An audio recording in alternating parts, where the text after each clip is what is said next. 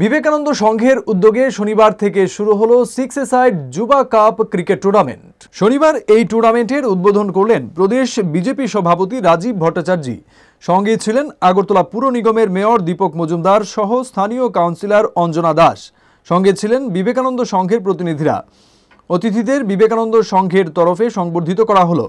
বিবেকানন্দ সংঘের এই ধরনের উদ্যোগের ভূয়সী প্রশংসা করলেন প্রদেশ বিজেপি সভাপতি রাজীব ভট্টাচার্য সহ পুর নিগমের মেয়র দীপক মজুমদার। উদ্বোধনের পর অতিথিরা ক্রিকেটারদের সঙ্গে পরিচিত হলেন। 3 দিনব্যাপী এই ক্রিকেট টুর্নামেন্টকে ঘিরে ব্যাপক উৎসাহ লক্ষ্য করা গেল স্থানীয় ক্রিকেট প্রেমীদের মধ্যে। আরো এর থেকে বেশি ইনোভেটিভ কিছু করা যায় কিনা আপনারা দেখবেন, কারণ আমিও আপনাদের পেছনে রয়েছি, আপনাদেরকে সহযোগিতা করব।